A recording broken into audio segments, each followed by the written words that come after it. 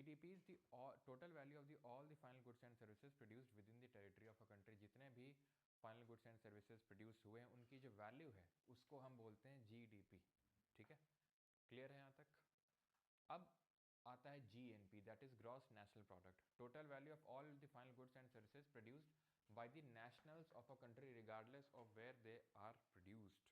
यानी कि ये GDP से कैसे अलग है? GDP से ऐसे अलग है कि यहाँ पे बात हो रही है नेशनल्स की, यानी कि उस कंट्री के लोगों ने कितने वैल्यू का गुड और सर्विस प्रोड्यूस किया है. This is gross national product. ठीक है, डोमेस्टिक में क्या था? डोमेस्टिक में मेन जो कीवर्ड था that was with in the territory of a country. ठीक है, कि विद इन द टेरिटरी कितना प्रोड्यूस हुआ है. यहाँ पे अगर बात करें तो बोल रहा है कि नेशनल्स ने कितना प्रोड्यूस किया, यानी किसी कंट्री के लोगों ने कितने वैल्यू का गुड्स एंड सर्विसेज प्रोड्यूस किया, उसको हम ग्रॉस नेशनल प्रोडक्ट बोलते हैं, दैट इज GNP बोलते हैं. ओके, तो ये आई होप बेसिक डिफरेंस आपको समझ में आया होगा कि GDP और GNP में अंतर क्या होता है. तो GDP टोटल जितना भी गुड्स एंड सर्विस प्रोड्यूस हुआ उसकी वैल्यू टेरिटरी के अंदर.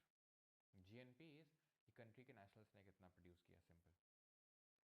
अब GDP और GNP में अंतर तो हमने समझ लिया. अब कैलकुलेट कैसे करते हैं GNP को, हम कैसे कैलकुलेट करते हैं GDP से अगर बात करें. जैसे फॉर एग्जांपल यहाँ पे ये सारे लोग जो हैं, जो मैं ग्रीन सर्कल से बना रहा हूँ, these are Indians and these are non Indians.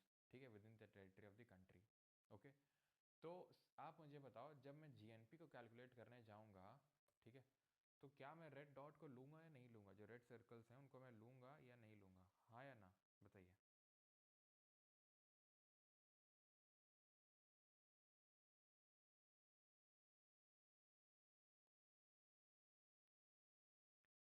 बताओ भाई. तो GNP की अगर मैं बात करूँ ग्रॉस नेशनल प्रोडक्ट की, तो इसमें रेड सर्कल्स को लेंगे या नहीं लेंगे? हाँ या ना? नो. क्यों? क्योंकि यहाँ पे हम बात कर रहे हैं नेशनल्स की. नेशनल्स कौन हैं कंट्री के? जो ग्रीन वाले सर्कल्स हैं वो. तो इस वजह से रेड वालों को हम नहीं लेंगे यहाँ पे. ठीक है, तो ग्रॉस नेशनल प्रोडक्ट को कैलकुलेट कैसे किया जाता है?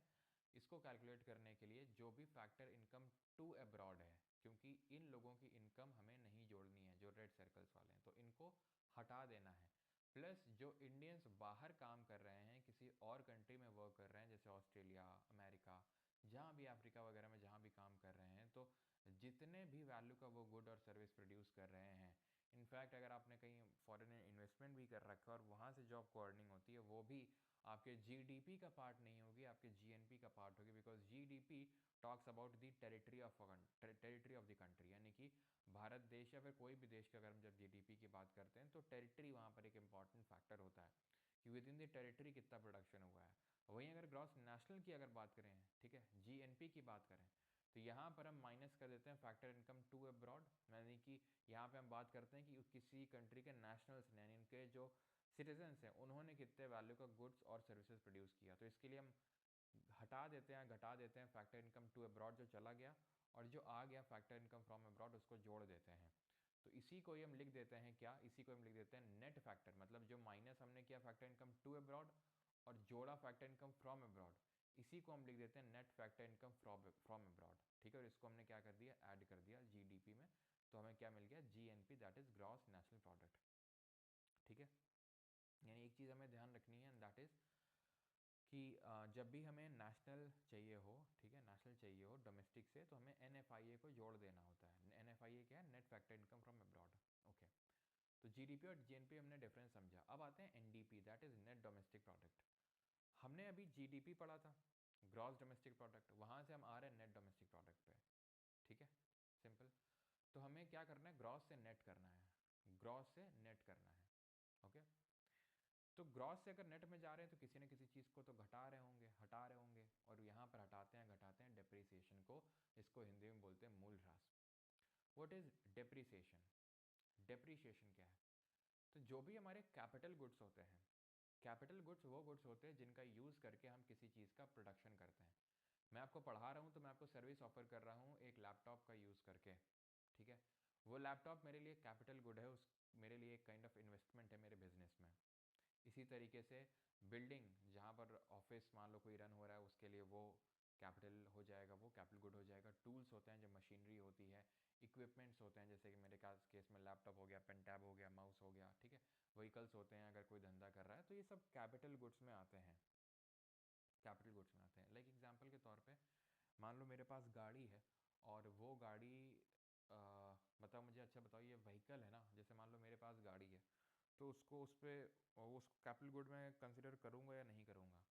तो इसका आंसर डिपेंड करता है कि उसको मैं यूज़ कैसे कर रहा हूँ। जैसे मान लो मैं अपनी गाड़ी पर्सनल यूज़ के लिए ले रहा हूँ, ठीक है, कहीं जाना वाना है तो वो पर्सनल यूज़ के लिए हो गई। लेकिन मान लो कि कोई अपना उसको यूज़ कर रहा है ओला या ऊबर के लिए, ठीक है, ओला वाला अपना उसको एज ए टैक्सी यूज़ कर रहा है, तो उसके लिए वो कैपिटल गुड होगी, बट मेरे लिए वो कैपिटल गुड नहीं होगी, ठीक है। तो कैपिटल गुड की भी definition from person to person भी डिपेंड कर सकती है कि आपका उसका यूज़ कहाँ पे हो रहा है ना।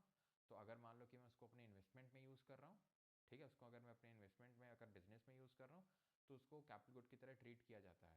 और क्योंकि कैपिटल गुड की तरह ट्रीट किया जाता है, बिजनेस में कर रहा हूँ उससे, तो उसका वैल्यू डिप्रिशिएट होता है। वैल्यू तो हर चीज़ का डिप्रिशिएट होता है, वैल्यू तो हर चीज़ का डिप्रिशिएट होता है। मैंने अपने पर्सनल यूज़ के लिए गाड़ी ली, क्या वो उसकी वैल्यू नहीं जा रही है? बिल्कुल जा रही है। लेकिन बात यह है कि आप डिप्रिसिएशन क्लेम नहीं कर सकते हो। जब आप ITR भरते हो, इनकम टैक्स भरते हो, तो आप डिप्रिसिएशन सिर्फ उसी चीज़ पे क्लेम कर पाते हो जो आप अपने धंधे के लिए इस्तेमाल कर रहे हो, आप अपने बिजनेस के लिए इस्तेमाल कर रहे हो। पर्सनल यूज़ वाली चीज़ आप उसको मतलब डिप्रिसिएशन क्लेम नहीं कर सकते हो, ठीक है। बिकॉज वो जो कैपिटल गुड है जिस पे आप डिप्रिसिएशन क्लेम कर रहे हो, वो एक, आप ये मान लो कि कोई वैल्यू प्रोड्यूस करने के लिए यूज़ किया जा रहा है। जो पर्सनल यूज़ के लिए आप कर रहे हो, उससे कोई वैल्यू प्रोड्यूस नहीं हो रही, उससे कोई वेल्थ प्रोड्यूस नहीं हो रही है, इसीलिए वहाँ पर आप डिप्रिसिएशन क्लेम नहीं कर पाते हो। तो जिनसे भी कैपिटल गुड, जिनसे भी हमारी वेल्थ प्रोड्यूस होती है, जिनसे हमारी गुड्स एंड सर्विसेज का प्रोडक्शन होता है, वहाँ पर आप डिप्रिसिएशन को क्लेम कर सकते हो। डिप्रिसिएशन का मतलब ये है कि उसकी जो value over the time decrease हो रही है, उसको हम डिप्रिसिएशन बोलते हैं। जैसे कि जब आप ITR भरते हो, तो वहाँ पर जैसे मान लो लैपटॉप है, तो लैपटॉप में मान लो कि आपने 5% का या 10% का जितना भी होता है, तो उतना आपने डिप्रिसिएशन दिखाया। हर एक गैजेट का, हर एक कैपिटल गुड का फिक्स्ड होता है, गवर्नमेंट की तरफ से वो फिक्स होता है कि आप इसमें इतना डिप्रिसिएशन क्लेम कर सकते हो, क्योंकि एक लाइफ डिटरमाइन कर दी जाती है। जैसे मान लो गवर्नमेंट के हिसाब से लैपटॉप की एक लाइफ टाइम होता है 5 साल, मैं मान सकता हूँ, ठीक है, 5 साल, 5 ईयर्स एक लैपटॉप की लाइफ होती है। तो जो भी उसकी मान लो कि प्राइस है 1 लाख रुपए लैपटॉप की, ठीक है। तो मैं हर साल, ठीक है, मतलब आप ये देखो कि अगर 5 साल लाइफ है, तो मतलब ये हुआ ना, इसका मतलब कि हर साल 20,000 की वेल्थ इसकी यूज़ हो रही है, 20,000 रुपये से इसकी जो वैल्यू है वो डिप्रिशिएट हो रही है। तो उतना आप उसमें क्लेम कर सकते हैं कि जब आप इसको यूज़ कर रहे हैं, इस लैपटॉप को जब आप यूज़ कर रहे हैं, ठीक है, तो उससे मान लो आपने इतना रुपए कमाया, लेकिन आपके लैपटॉप, क्योंकि आपने उसको यूज़ किया, तो उसकी वैल्यू भी तो डिक्रीज़ हो गई आपकी। तो चलो उसको आप हटा दो, उसको हटा दो, आप उस वैल्यू को भी हटा दो। इस तरीके से काम करता है ये।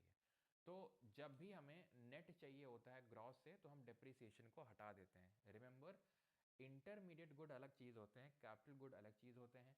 इंटरमीडिएट गुड की अगर मैं बात करूँ, ठीक है, इंटरमीडिएट गुड अलग चीज़ होते हैं। इंटरमीडिएट गुड वो होते हैं जो उस प्रोसेस में कंज्यूम हो जाते हैं, उनको हम बोलते हैं इंटरमीडिएट गुड। अगर वो उस प्रोसेस में कंज्यूम हो जाए, तो उनको हम बोलते हैं इंटरमीडिएट गुड। जैसे एग्जांपल के तौर पे, यहाँ पे कोई फैक्ट्री है, ठीक है, फैक्ट्री में मान ले हम बिस्किट की फैक्ट्री अगर अज्यूम कर लें, तो एक मशीन होगी, जिसमें कि वो सांचा वाँचा बना होगा, वो सारी चीज़ें, तो वो तो कैपिटल गुड होगा। लेकिन जो मैदा जो यूज़ हो रहा होगा, वो कैपिटल गुड नहीं होगा, वो इंटरमीडिएट गुड होगा, बिकॉज उसका यूज़ किया जा रहा है फाइनल प्रोडक्ट को बनाने में, ठीक है, उसका यूज़ किया जा रहा है फाइनल प्रोडक्ट को बनाने में। तो ये ध्यान रखना है, इंटरमीडिएट गुड वो होता है जो उस प्रोसेस में कंज्यूम हो जाता है खुद भी। मैदा कंज्यूम होकर वो बिस्किट बन गया, क्या दिख रहा है अभी कहाँ मैदा? नहीं। कैपिटल गुड वहीं का वहीं रहता है, कैपिटल गुड का यूज़ किया जाता है गुड्स को प्रोड्यूस करने में। एंड इंटरमीडिएट जो गुड है, इसकी भी definition from person to person अलग होती है। जैसे फॉर एग्जांपल, जो हम चाय बनाते हैं घर में अपने पर्सनल यूज़ के लिए, वो हमारे लिए इंटरमीडिएट गुड नहीं है, ठीक है। लेकिन अगर कोई एक उसको सेलिंग पर्पज से यूज़ कर रहा है, कोई चाय वाला है, उसके लिए वो जो चाय पत्ती है वो उसके लिए इंटरमीडिएट गुड होगी, बिकॉज उसका यूज़ करके वो फाइनल प्रोडक्ट बना रहा है। सर हम भी तो फाइनल प्रोडक्ट बना तो रहे हैं, लेकिन उसको हम सेल नहीं कर रहे हैं, उसको इकोनॉमिक एक्टिविटी उसकी कुछ नहीं है। जब वो इकोनॉमिक एक्टिविटी से जैसे ही ख़त्म हुआ, बस वहीं पे वो फाइनल बन गया। लेकिन क्योंकि चाय अभी उसकी इकोनॉमिक एक्टिविटी ख़त्म नहीं हुई है, चाय पत्ती की बात कर रहा हूँ, चाय पत्ती से चाय बनाई जाएगी, और जब चाय बनाई जाएगी वो फाइनल गुड होगा, ठीक है, चाय पत्ती फाइनल गुड नहीं होगा, वो इंटरमीडिएट गुड होगा, लेकिन हमारे लिए वो चाय पत्ती भी फाइनल गुड है, क्योंकि उसका यूज़ करके हम कुछ सेल नहीं कर रहे हैं, कुछ उसको बेच नहीं रहे हैं, उससे कुछ इकोनॉमिक एक्टिविटी परफॉर्म नहीं कर रहे हैं। ठीक है, क्लियर यहाँ तक? ठीक है,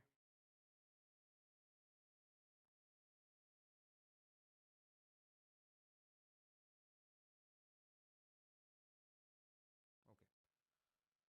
सो ये चीज़ क्लियर हो गई आपको कि किस तरीके से हमने नेट को कैलकुलेट किया, ग्रॉस में से डिप्रिसिएशन को हटा के हमने नेट को कैलकुलेट किया। अभी आते हैं नेट नेशनल प्रोडक्ट पे, दैट इज़ एनएनपी पे। ठीक है, एनएनपी को कैसे कैलकुलेट करेंगे? तो सिंपल है, हमें नेट चाहिए, नेट नेशनल प्रोडक्ट, तो ग्रॉस नेशनल प्रोडक्ट में डिप्रिसिएशन को हटा दीजिए, आप घटा दीजिए, सबट्रैक्ट कर दीजिए। तो ग्रॉस से हमें नेट पे जाना है, तो आप डिप्रिसिएशन को माइनस कर दीजिए, तो आपको मिल जाएगा क्या? Net national product. ठीक है, ग्रॉस से आपको नेट पे जाना है, तो आपने डिप्रिसिएशन को सबट्रैक्ट कर दिया। अब आते हैं कि समझते हैं कि मार्केट प्राइस और फैक्टर कॉस्ट में अंतर क्या होता है। What is the difference between the market price and the factor cost? So market price की अगर बात करेंगे तो it is the final selling price of a product. Market price जो है, it is the final selling price of a product, यानी कि market में जो जिस भी दाम में कोई चीज़ मिल रही है, जिस भी प्राइस में कोई चीज़ मिल रही है, that is called at market price. Factor cost है cost of production inputs, factor of production, यानी कि उसको बनाने में आई जो लागत है, बनाने में क्या लागत आती है। तो बनाने किसी भी चीज़ को बनाने में ये चार चीज़ों की रिक्वायरमेंट पड़ती है: land, labour, capital and entrepreneurship. As simple as that कि अगर किसी को कोई काम करना है, कोई धंधा डालना है, कोई बिजनेस करना है, तो उसके लिए उसको ज़मीन चाहिए। ठीक है, उसके लिए उसको ज़मीन चाहिए, उसको उसके लिए लेबर का चाहिए जो उसके फैक्ट्री में काम कर सके, कुछ पैसा चाहिए सो दैट वो इन्वेस्ट कर सके ज़मीन खरीदने में, कैपिटल जो गुड्स हैं, दैट इज़ जो मशीनरी वगैरह है, मशीन इक्विपमेंट्स खरीदने में, लेबर को सैलरी वगैरह पे करने में, उन सब के लिए।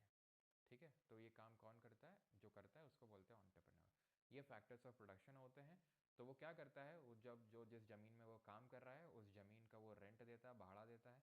लेबर, उनको वो वेजेस देता है, यानी वेजेस आप बोल लो या सैलरी बोल लो। सैलरी बताइए आप किस में आएगी? रेवेन्यू हेड में आएगी या कैपिटल हेड में आएगी? जरा बताइए। कैपिटल का मतलब होता है जो उसने पैसा लिया है, पैसे में उसको क्या भरना होगा? उसको ब्याज देना होगा, दैट इज़ इंटरेस्ट रेट होगा। और एंटरप्रेन्योर जो है वो क्या करेगा? वो प्रॉफिट, ठीक है, वो अपना प्रॉफिट कमाएगा। तो ये सारी चीज़ें जो हैं, रेंट, वेजेस, सैलरी, इंटरेस्ट और प्रॉफिट, इनको हम बोलते हैं फैक्टर पेमेंट्स।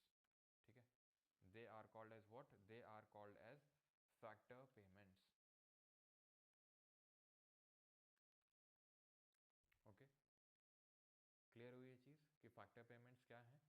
जो फैक्टर ऑफ प्रोडक्शंस हैं, उनको जो सैलरी पे की जा रही है, that is called as factor payments. Okay, तो जब कोई चीज़ फैक्ट्री में बनती है, ठीक है, तो उसमें यही कॉस्टिंग होती होगी। एक तो जितना रेंट पे कर रहा है वो उसकी कॉस्ट लेगा, जितनी सैलरी उसकी कॉस्ट लेगा, जितना ब्याज भर रहा है तो उसका कॉस्ट लेगा, प्लस अपना मुनाफा भी वो देखेगा। तो ये सब करने के बाद मान लो उसने किसी चीज़ का प्राइस लगाया 100 रुपये, 100 रुपीज़ प्राइस है उसका। ठीक, 100 रुपीज़ प्राइस कर दिया, लेकिन मार्केट में क्या लोगों को 100 रुपीज़ मिलेगा? Answer is no. क्यों? क्योंकि क्योंकि जैसे फॉर एग्जांपल मैं आपको कोर्स दे रहा हूँ 1000 रुपये में, ठीक है, अगर मुझसे गवर्नमेंट जीएसटी ना ले तो हो सकता है मैं आपको दे दूँ 800, 850 रुपये में। लेकिन क्योंकि गवर्नमेंट मुझसे बोल रही है कि भैया 18% उनको जीएसटी देना पड़ेगा, तो मुझे वो आप पे ट्रांसफ़र करना पड़ रहा है, सिंपल। ठीक है, तो यानी कि मार्केट में जो आप हम चीज़ खरीदते हैं, उसमें इनडायरेक्ट टैक्सेस जैसे जीएसटी वगैरह वो जुड़े हुए होते हैं। कई बार गवर्नमेंट सब्सिडी दे देती है। मान लो कि मेरे को उसने बोल दिया कि यार तुम ना ठीक पढ़ाते हो, एक काम करो, तुमको सब्सिडी देते हैं, या फिर जितने भी यूट्यूब में टीचर्स पढ़ा रहे हैं उनको हर किसी को सब्सिडी देंगे, महीने की 1 लाख या जो भी है हर। तो मतलब मैं क्या करूँगा, सब्सिडी क्योंकि मिली है तो मैं आप पे भी ट्रांसफ़र करूँगा, नहीं आपके लिए प्राइस घटा दूंगा। समझ रहे हो? तो यानी कि जो मार्केट प्राइस है उसमें इनडायरेक्ट टैक्स जुड़ा हुआ होता है और सब्सिडी घटी हुई होती है। ठीक, तो जितने भी अभी हमने चीज़ें कैलकुलेट करी हैं, चाहे जीडीपी, चाहे जीएनपी, चाहे एनडीपी या एनएनपी, ये सब मार्केट प्राइस पे थी। किसी भी मान लो, फैक्टर कॉस्ट मान लो, मार्केट प्राइस मान लो, जैसा मानना है वैसे मान लो। ठीक है, अगर फैक्टर कॉस्ट मान रहे हो तो चार ऐसे ही मार्केट प्राइस में होंगी, अगर मार्केट प्राइस मान रहे हो तो 4 ऐसे ही आपके फैक्टर कॉस्ट में होगा। कहने का मेरा मतलब ये है कि अगर तुमने अभी तक कैलकुलेट करे थे जीडीपी एट फैक्टर कॉस्ट, अब चाहिए तुम्हें मार्केट प्राइस, तो मार्केट प्राइस में जाने के लिए तुमको भैया एक काम करो, जो इनडायरेक्ट टैक्स है उसको जोड़ दो। जोड़ना पड़ेगा ना। अगर माल की सप्लाई कर रहे हैं मार्केट में तो जो जितनी बनाने वगैरह में आई लागत है प्रॉफिट में, टैक्स भी जोड़ेंगे, और सब्सिडी अगर कोई मिल रही है हमें कुछ बनाने में तो वो हम घटा देंगे, अगर मिल रही है तो मिल जाएगा जीडीपी एट मार्केट प्राइस। यानी कि अगर मुझे जीडीपी एट फैक्टर कॉस्ट चाहिए तो जीडीपी एट मार्केट प्राइस में इनडायरेक्ट टैक्स को घटा देंगे, बिकॉज वो प्लस का उधर जाएगा तो माइनस हो जाएगा, और सब्सिडी जुड़ जाएगी। ऐसे लिख लो, ऐसे लिख लो, जैसे लिखना है वैसे लिख लो। जीडीपी एट फैक्टर कॉस्ट अगर हमें चाहिए तो जीडीपी एट मार्केट प्राइस में इनडायरेक्ट टैक्स घटाएंगे और सब्सिडी जोड़ेंगे। इसी को रिप्रेजेंट करने का ये तरीका होता है, माइनस इधर रखो, ठीक है, ब्रैकेट लगाओ तो इनडायरेक्ट टैक्स माइनस सब्सिडी हो जाएगा ये। इसी चीज को, किस चीज को, इनडायरेक्ट टैक्स माइनस सब्सिडी को ही नेट इनडायरेक्ट टैक्स बोल देते हैं, ध्यान रखना। तो इसको इस तरीके से भी लिखा जा सकता है, GDP at market price minus net indirect tax. Okay, समझ में आ गया कि किस तरीके से जीडीपी एट जब फैक्टर कॉस्ट चाहिए थी तो GDP at market price minus net indirect tax कर दिया। अब इसमें जो लिखा हुआ है वो अपने आप से जरा पढ़ो, क्या लिखा हुआ है यहाँ पे।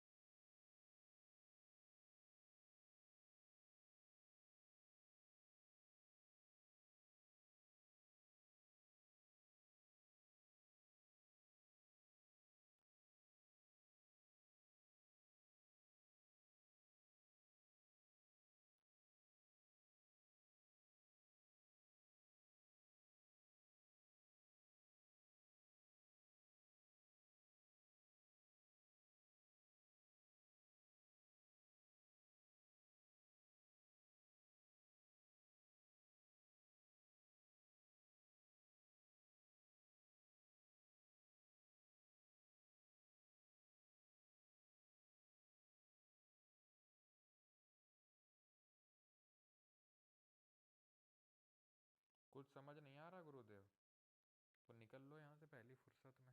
अगर कुछ नहीं समझ में आ रहा है थोड़ा सो जाके मुंह धुलो जाके, है ना। अगर कुछ समझ नहीं आ रहा है तो जाके मुंह धुलो थोड़ा सा, है ना। निकलो यहाँ से।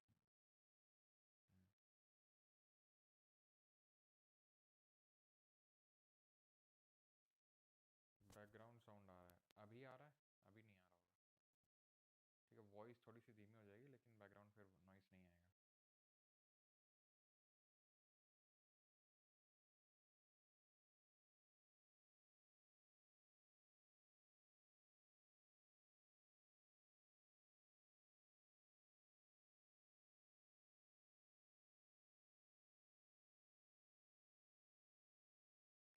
लास्ट टर्न क्या चीज़,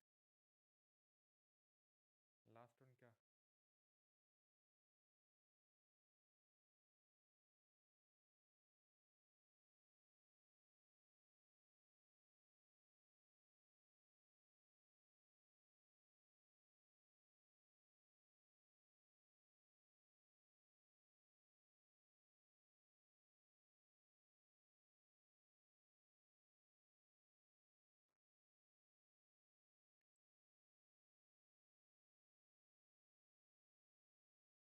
चलिए तो आगे बढ़ते हैं फिर। जीडीपी एट फैक्टर कॉस्ट समझ में आ गया। अब आते हैं NDP at market price. Simple, ठीक है, कुछ नहीं, एनडीपी एट मार्केट प्राइस चाहिए। अब नेट चाहिए तो ग्रॉस में आपको डिप्रिसिएशन हटा देना। सिंपली यहाँ पर मैं एक बार समराइज कर देता हूँ सारी चीज़ों को। ओके,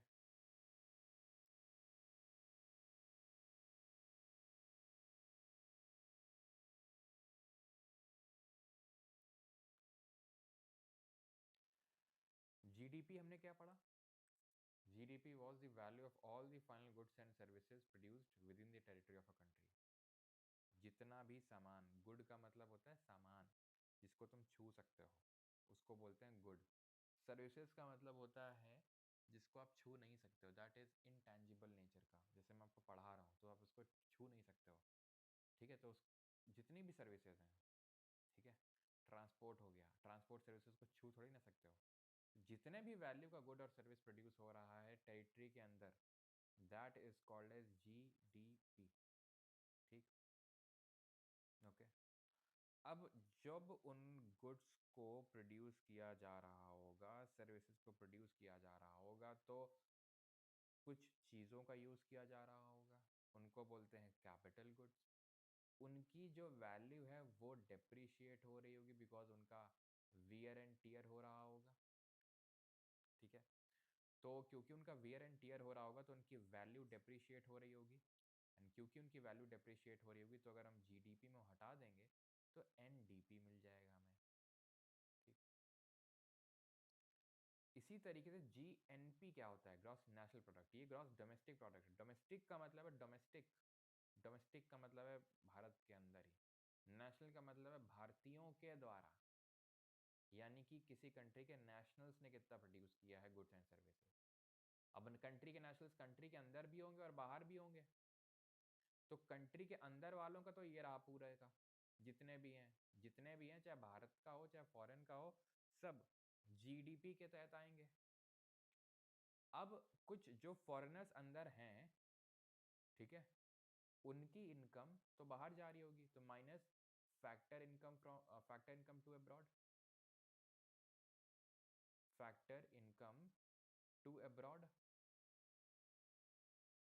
और कुछ ऐसे होंगे जिनकी इनकम, ठीक है, जिनकी इनकम जा नहीं रही होगी, आ रही होगी, क्योंकि वो भारतीय हैं लेकिन बाहर रह रहे हैं, तो उनकी उनका जो इनकम है, उनके द्वारा किया गया इनकम, उसको हमें जोड़ लेना है। ठीक है, फैक्टर इनकम फ्रॉम अब्रॉड,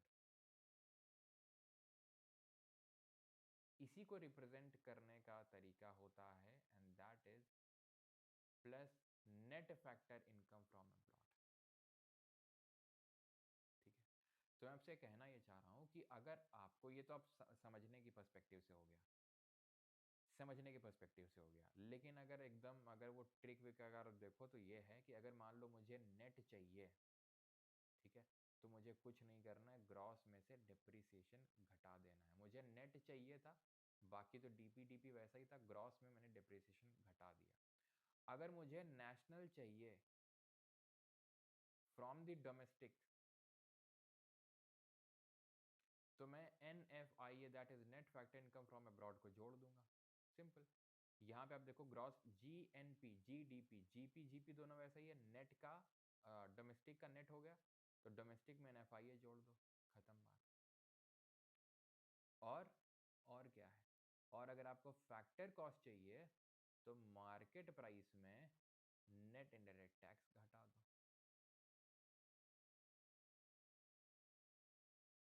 ठीक है, नेट इनडायरेक्ट टैक्स घटा दो, जीडीपी एट मार्केट प्राइस में नेट इनडायरेक्ट टैक्स घटा दो, तो फैक्टर कॉस्ट मिल जाएगा।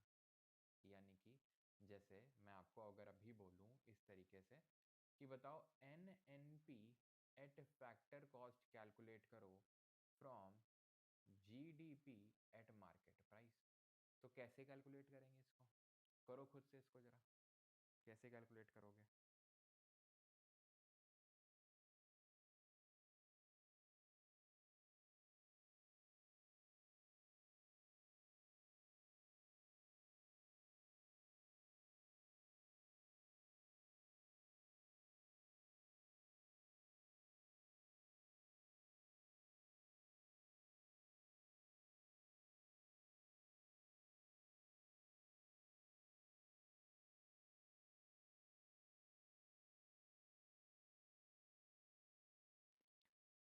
चलिए करते हैं इसको कैलकुलेट।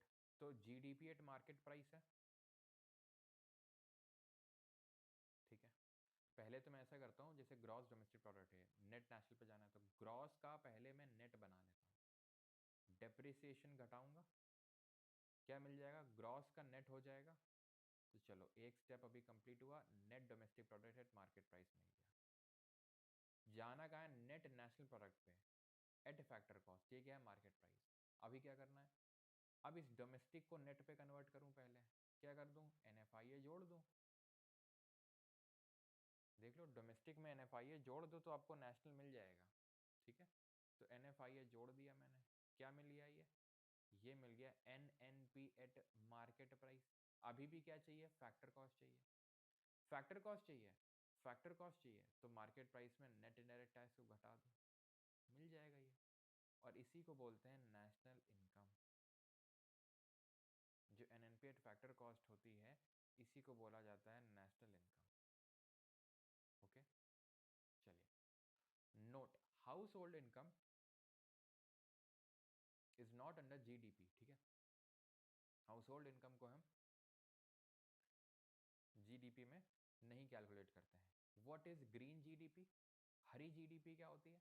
तो हरी जीडीपी कुछ नहीं, जीडीपी यानी कि जब आप उन गुड्स और सर्विसेज को प्रोड्यूस कर रहे थे तब आपने जो एनवायरनमेंट को डैमेज किया उसको आप हटा दीजिए, तो उसके बाद जो आएगा that would be green GDP. Okay, जो आपने एनवायरनमेंट को डैमेज किया उसको आप हटा दो, आपको मिल जाएगा ग्रीन जीडीपी। रेसेशनरी गैप की बात करें, ये क्या होता है, व्हाट इज रेसेशनरी गैप?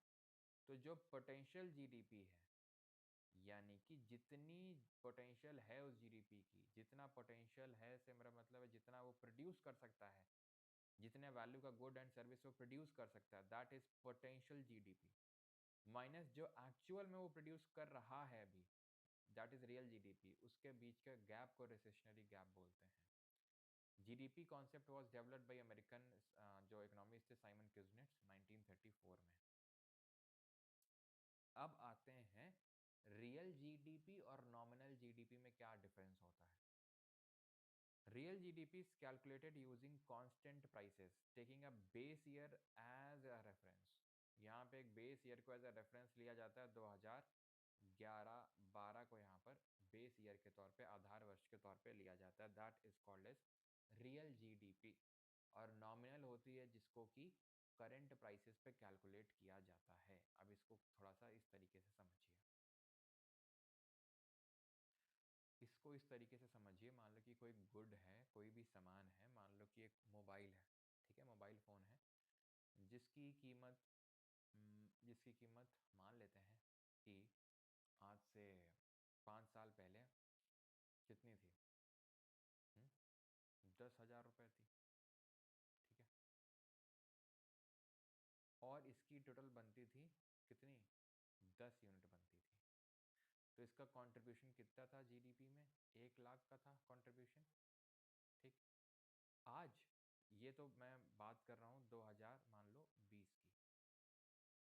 अगर मैं आऊँ 2025 पे, 2025 पे, तो ये मैं देख रहा हूँ कि पर्टिकुलर इस पर्टिकुलर जो फ़ोन है उसकी प्राइस कितनी हो गई है, उसकी प्राइस हो गई है 20,000 रुपीज़, ठीक। उसकी कितनी कम्युनिटीज़ प्रोड्यूस हो रही हैं, अभी भी उतनी ही हो रही हैं। कंट्रीब्यूशन कितना है, 2 लाख। यानी देखने में लग रहा है कि जीडीपी में कंट्रीब्यूशन 5 साल में इस मोबाइल का डबल हो गया है। ये मोबाइल कंपनी का जो कंट्रीब्यूशन है जीडीपी में डबल हो गया है। लेकिन जब सच पता पड़ा तो ये पता पड़ा कि कंट्रीब्यूशन कुछ इंक्रीज ही नहीं हुआ है, इन्फ्लेशन की वजह से ऐसा लग रहा है। क्योंकि पहले भी 10 कमोडिटी प्रोड्यूस हो रही थी और आज भी 10 यूनिट प्रोड्यूस हो रही हैं। पहले भी 10 यूनिट प्रोड्यूस हो रही थी, आज भी 10 यूनिट प्रोड्यूस हो रही हैं, यानी कि प्रोडक्शन में नंबर ऑफ यूनिट में कोई डिफरेंस नहीं आया, उतनी ही यूनिट्स प्रोड्यूस हो रही हैं। तो ये बढ़ा हुआ क्यों हमें प्रतीत हो रहा है, बढ़ा हुआ क्यों लग रहा है जीडीपी, बिकॉज ये 10,000 से 20,000 हो गया है। चीज़ें यानी कि चीज़ों के दाम जो हैं, जो प्राइस हैं, वो इन्फ्लेट कर गए हैं, इन्फ्लेशन है। तो ऐसी जीडीपी को which is not adjusted for inflation is called as nominal GDP and which is inflation adjusted is called as real GDP। यानी कि अगर हम इन्फ्लेशन हटा दें और उसके बाद जो जीडीपी आती है उसको बोलते हैं रियल जीडीपी, इन्फ्लेशन को हटाने के बाद। और अगर इन्फ्लेशन नहीं हटाया है, बस ऐसे ही देखे जा रहे हैं, तो नॉमिनल जीडीपी है। तो नॉमिनल है 2 लाख, लेकिन रियल कितनी है, 1 लाख। कब 1 लाख है, तब 1 लाख है अगर हम उसका प्राइस फिक्स कर दें। आज 20,000 है लेकिन छोड़ो उसको, हमने प्राइस फिक्स कर दिया 10,000। तो अगर हम 2020 में कैलकुलेट कर रहे हैं, 2022 में कर रहे हैं, 2024 में कर रहे हैं, 2025 में कर रहे हैं, 2030 में कर रहे हैं, हम प्राइस को फिक्स कर दिए हैं 10,000 पे। यानी कि हमने एक बेस ईयर सेलेक्ट कर लिया है, हमने एक वर्ष को आधार वर्ष मान लिया है, बेस ईयर मान लिया है, और उसके बेसिस पे हम कैलकुलेट कर रहे हैं उसकी जीडीपी को।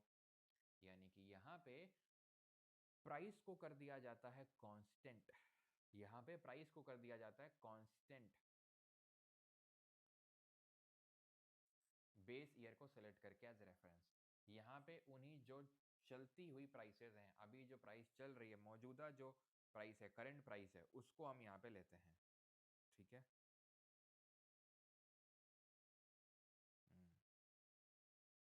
पार्ले जी वाला एवरग्रीन एग्जांपल, हाँ पार्ले जी छोटा हो गया अब, yes that is called as shrinkflation. जैसे पार्ले जी आपका, ठीक है, पार्ले जी मान लो कि पार्ले जी था 10 रुपए का, आज भी उतना ही है, लेकिन पता चला 2 बिस्किट कम हो गए, तो हुआ क्या?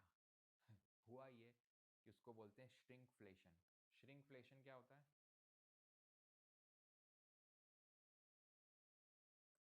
श्रिंकफ्लेशन होता है कि प्राइस को बढ़ाया नहीं। जैसे डिस्गाइज्ड अनएम्प्लॉयमेंट था कि भाई है तो लेकिन दिख नहीं रहा है, उसी तरीके से इन्फ्लेशन है तो लेकिन दिख नहीं रहा है। पाले जी पहले भी 10 रुपए का था, आज भी 10 रुपए का, लेकिन बिस्किट उन्होंने 2 कम कर दिए। यानी कि अगर उनको 2 बिस्किट अगर वही डालने होते, यानी कि उतनी ही क्वांटिटी बिस्किट की देनी होती, तो प्राइस बढ़ा दिए होते आज को, लेकिन प्राइस को बढ़ाया नहीं, बिस्किट को कम कर दिया। तो तुमको लग तो रहा है कि यार नहीं प्राइस उतना ही है, लेकिन एक्चुअल में उसका साइज श्रिंक कर गया है, तो उसको बोलते हैं श्रिंकफ्लेशन। इस बार क्वेश्चन भी आया था इस पे, है ना।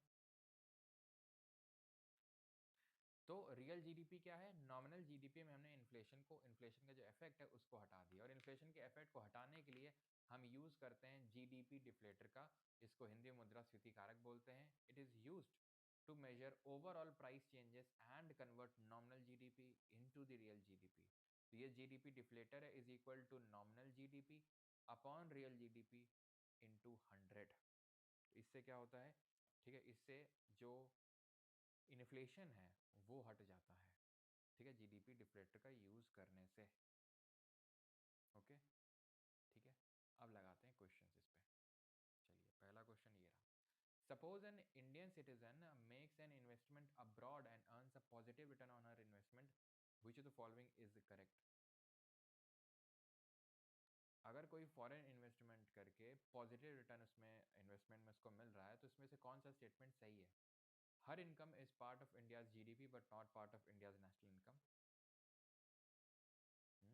बाहर से वो इनकम अर्न कर रही है, तो क्या वो जीडीपी का पार्ट होगी? नहीं हो सकती है पार्ट, क्योंकि जीडीपी तो बात करता है विद इन द टेरिटरी की। हर income is both part of India GDP, no.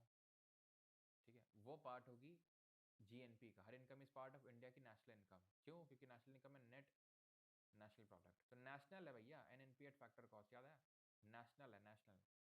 तो वही नेशनल के द्वारा जो प्रोड्यूस किया जा रहा है, चाहे वो विदेश में भी किया जा रहा हो, उसको कैलकुलेट किया जाता है नेशनल में, ठीक है। तो वो नेशनल इनकम का पार्ट होगा, लेकिन नॉट इंडिया जीडीपी का part. 2, which of the following statement is not correct about national income accounting for India? बताइए।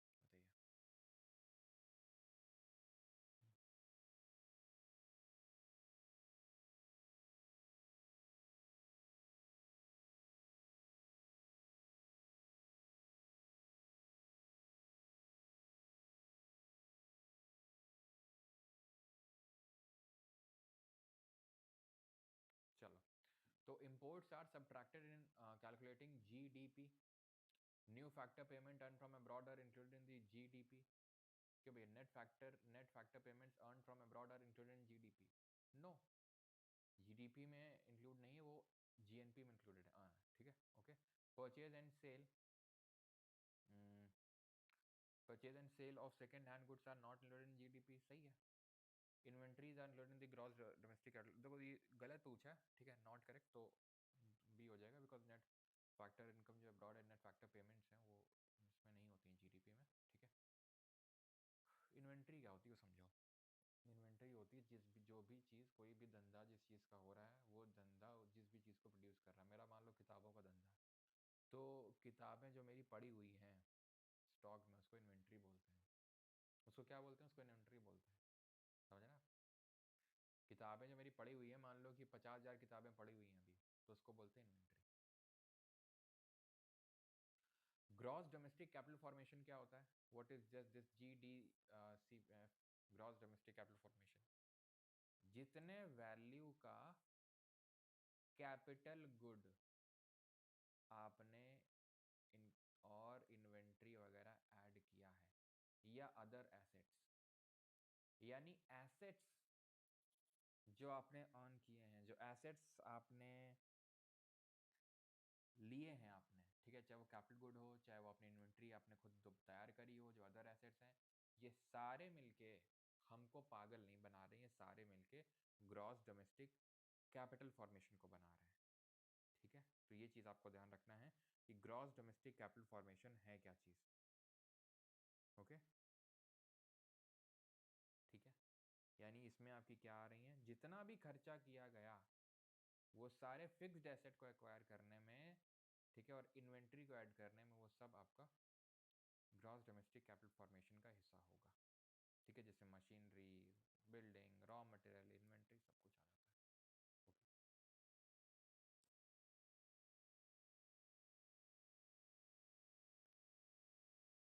ओके, ठीक है, विच of the following statement is not correct, इनमें से सही कौन सा नहीं है। Real GDP is calculated by valuing outputs of different years at common prices.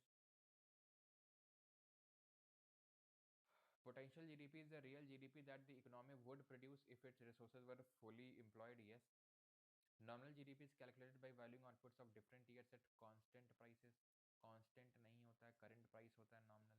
Real GDP per capita is the ratio of real GDP divided by population.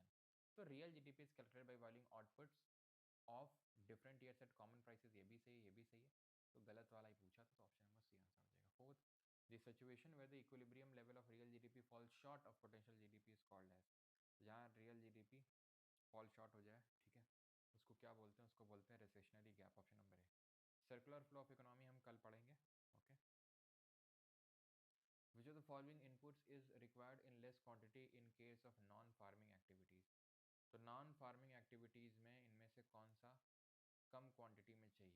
Non farming activity है, farming नहीं है। फार्मिंग में तो ज़मीन की ज़रूरत पड़ती है, लेकिन नॉन फार्मिंग में ज़मीन की ज़रूरत नहीं पड़ती है ज़्यादा। ठीक है, अगर आप नॉन फार्मिंग, जैसे मान लो मैं हूँ, पढ़ा रहा हूँ, फार्मिंग तो कर नहीं रहा हूँ, मुझे कितनी ज़मीन की ज़रूरत है, बस एक कोना दे दो, टेबल दे दो, अब बताओ एग्ज़ाम का नाम बता दो, फिर मुझसे आगे कोई निकल जाए।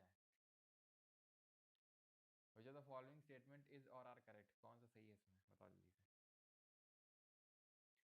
तो GDP deflator captures the average price of an unchanging basket of commodities that constitutes the GDP of the country, and it will constitute the average price of unchanging basket। Basket वास्केट नहीं होता है कुछ, ठीक है, कोई कमोडिटी ओरिएंटेड थोड़ी ना है, कोई परचेजिंग पावर पैरिटी थोड़ी ना कर रहे हैं कि इसमें बास्केट ऑफ कमोडिटीज लेंगे। ठीक है, GDP deflator can be used to measure the real GDP of the economy but not the inflation rate। GDP deflator can be used to measure the real GDP but not, बिल्कुल inflation rate को भी major करने के लिए use कर सकते हैं। So neither one not two उसका आंसर होगा। ठीक है, okay, neither one not two. Level of per capita GDP depends on which of the following, तो जो लेवल है ऑफ पर कैपिटल जीडीपी किन चीज़ों पर डिपेंड करता है, क्वेश्चन नंबर 7। तो population of proportion of population in the working age, ठीक है, पर कैपिटल जीडीपी, ठीक है, टोटल पॉपुलेशन, टोटल जीडीपी कितनी है अपॉन टोटल पॉपुलेशन कितनी है वर्किंग वाली, ठीक है, वर्किंग पार्टिसिपेशन रेट पर वर्क, उसकी प्रोडक्टिविटी, ये सारी चीज़ें कहीं ना कहीं जीडीपी से आपकी लिंक्ड है। National income of a country for a given period is equal to the, तो नेशनल इनकम किसके इक्वल है, total value of goods and services produced by the nationals, sum of total consumption and investment expenditure, sum of personal income of all individuals, money value of final goods and services produce. तो option number D answer होगा, money value of या फिर monetary value of all the final goods and services produced. National income is, क्या है national income, national income ने देखा था NNP eight factor cost है। ठीक है, 10th, which of the following statement is correct regarding the relationship between GDP at market price and GDP at factor cost। GDP at market price और factor cost के बीच में क्या relation है, तो अगर हमें फैक्टर कॉस्ट चाहिए तो मार्केट प्राइस में नेट इनडायरेक्ट टैक्स घटा रहे थे। Okay, so factor cost is equal to market price minus indirect tax. ठीक है, लेकिन वो तो कहीं दिखाई नहीं दे रहा है। सिंपल, डेप्रिसिएशन को क्यों जोड़ रहे हो, डेप्रिसिएशन क्या लेना देना है यहाँ पे, क्या लेना देना, कोई लेना देना नहीं है। तो भैया इसको उल्टा कर दो, मार्केट प्राइस है, फैक्टर कॉस्ट को उधर भेज दो, इनडायरेक्ट टैक्स जुड़ जाएगा। सब्सिडी घट जाएगी। ठीक है, तो मार्केट प्राइस है, फैक्टर कॉस्ट में इंडायरेक्ट टैक्स को जोड़ दो, सब्सिडी को घटा दो, तो आपको मार्केट प्राइस आ जाएगा। ठीक है, रेसेशनरी गैप क्या है? What is the recessionary gap? So the difference between the actual GDP and the potential GDP, where actual GDP is less than the potential. ठीक है, option number A would be the correct answer. ठीक है, कि potential है कितना और actual में कितनी है, उसके बीच का जो गैप है that is recessionary gap. 12th, nominal GDP measures the value of output at the current market prices, while real GDP measures it at the constant price of a base year. So nominal GDP measures the value of output at a current market price, current पे measure करता है nominal, yes. Real वाला measure करता है base year पे, yes सही है। GDP deflator is used to convert the nominal GDP to real GDP and reflects the overall price level in the economy. So बिल्कुल ये भी सही है, जीडीपी डिफ्लेटर का यूज़ किया जाता है नॉमिनल को रियल में कन्वर्ट करने के लिए। तो ये करेक्ट एक्सप्लेनेशन होगा कि नहीं होगा? बिल्कुल होगा, बिकॉज नॉमिनल से रियल में जा रहा है और वो हमें बता रहा है जीडीपी डिफ्लेटर का यूज़ करके जाते हैं। तो ऑप्शन नंबर ए यहाँ पे सही आंसर होगा। Which of the following includes net factor income from abroad but excludes depreciation? किसमें NFIA जुड़ा हुआ है लेकिन depreciation घटा हुआ है? NFIA जुड़ा हुआ है तो इसका मतलब क्या होगा? उसका मतलब होगा कि उसमें डोमेस्टिक होगा वो। उसमें डोमेस्टिक होगा, गलत। याद करो, जीडीपी में NFIA को जोड़ रहे थे तब जाके हमें जीएनपी मिल रहा था, यानी NFIA जुड़ा हुआ है, ठीक है, तो फिर वो नेशनल होगा। और डेप्रिसिएशन हटा हुआ है, अगर इसे डेप्रिसिएशन हटा दें तो ग्रॉस का नेट हो जाएगा, नहीं नेट होगा उसमें। ठीक है, नेट होगा, तो नेट नेशनल प्रोडक्ट होना चाहिए सर, नेट नेशनल प्रोडक्ट। ठीक है, ओके, ठीक है,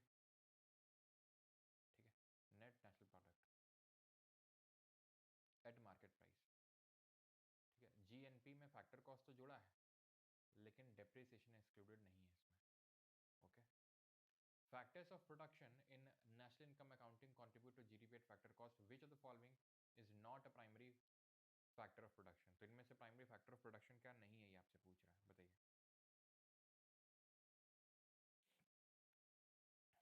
तो क्या नहीं है इसमें?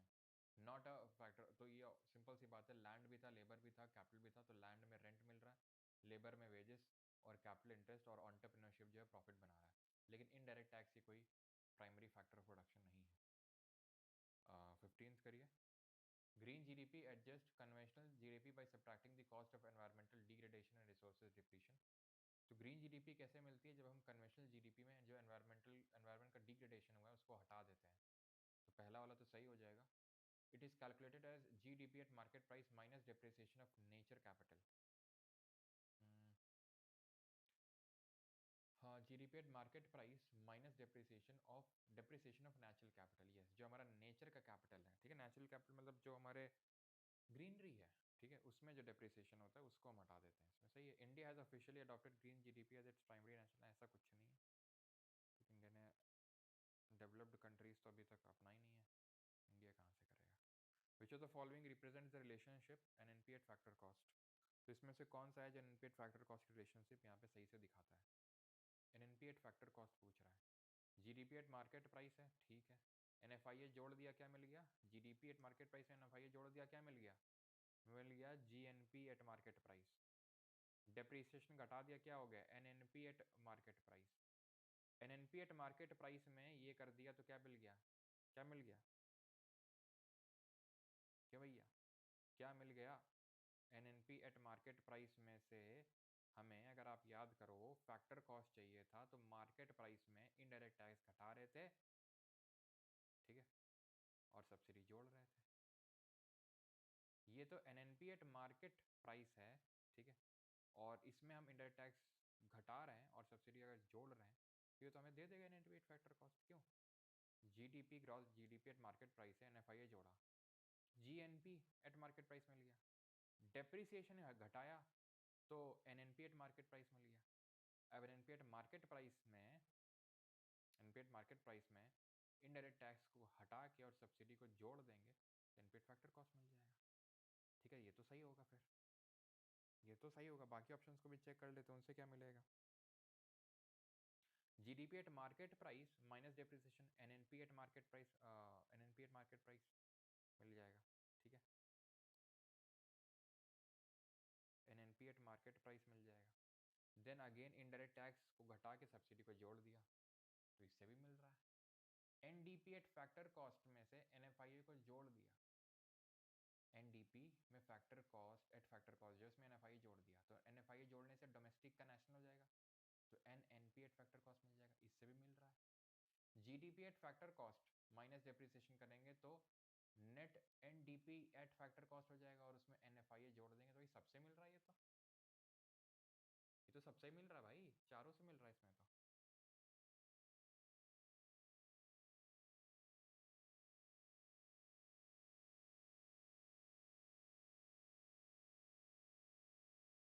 इसमें तो सबसे ही मिल रहा है भाई, ये ए बी सी डी सब में ये में एनपी फैक्टर कॉस्ट मिल रहा है, ठीक है। 17th करिए, 17th,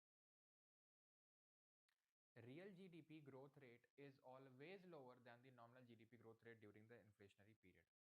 real GDP growth rate हमेशा कम होगी नॉमिनल जीडीपी से ड्यूरिंग इन्फ्लेशन पे। इन्फ्लेशन बहुत ज़्यादा है, इन्फ्लेशन जितना ज़्यादा उतना ज़्यादा नॉमिनल जीडीपी, सिंपल सी बात है भाई। इन्फ्लेशन जितना ज़्यादा होगा उतने ही ज़्यादा हमें जीडीपी बढ़ी हुई लगेगी, और जो लगती है वो नॉमिनल होती है, तो एक्चुअल वाली उतनी ही कम हो जाएगी, तो ये तो सही है हुई बात।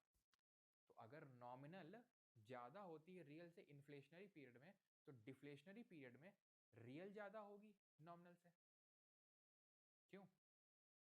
यानी डिफ्लेशनरी पीरियड रियल जीडीपी ज़्यादा होगी, can exceed nominal GDP deflationary period में। The difference between the nominal and the real GDP is measured by the GDP deflator. The difference between the nominal and the real GDP is measured by the GDP deflator, यानी कि दोनों के बीच में difference है। हाँ, difference difference difference देखो पहला और तीसरा तो पक्का सही होगा, ठीक है। एंड ऐसे जो डिफरेंस तो नहीं मिलता है हमें, ठीक है, डिफरेंस इन दोनों का माइनस करके तो ऐसा नहीं मिलता है, वो हमने देखा था रेशियो करके, nominal GDP upon real GDP into 100, ठीक है, उस तरीके से होता है, ना कि डिफरेंस, ठीक है। तो आंसर क्या हो जाएगा, 1 and 3, option number B would be the correct answer, okay. चलो, तो यहाँ पर होता है हमारा, आई थिंक और कोई क्वेश्चन है क्या, नहीं, ठीक है, खत्म होता है यहाँ पर हमारा आज का लेक्चर।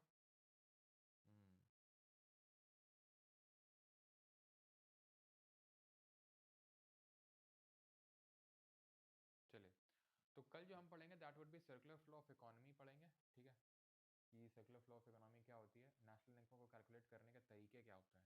आज तो हमने जो उसके एग्रीगेट थे, मेजर्स थे, उनको पढ़ा था, ठीक है, जीडीपी, जीएनपी, एनडीपी, एनएनपी, इन सबको।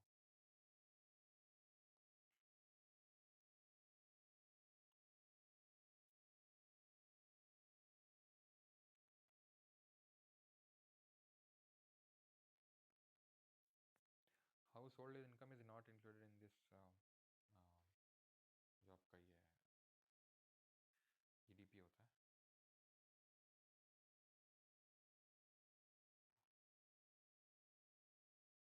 हु कैलकुलेट जीडीपी को, calculate GDP is calculated by NSO, ठीक है, GDP is calculated by NSO, जो पहले वही सीएसओ होता था, नेशनल स्टैटिस्टिकल ऑफिस, जो कि मॉस्पी के अंडर में आता है, ठीक है। अच्छा, इसका नया बेस ईयर इसका भी अभी रिवाइज हुआ है, जो नया बेस ईयर है इसका, नया न्यू बेस ईयर, ये 2022-23 है, ठीक है, जो मैंने आपको कल बताया था। आईएपी का भी यही हुआ है, डब्ल्यूपीआई का भी यही हुआ है, लेकिन जो सीपीआई है उसका 2024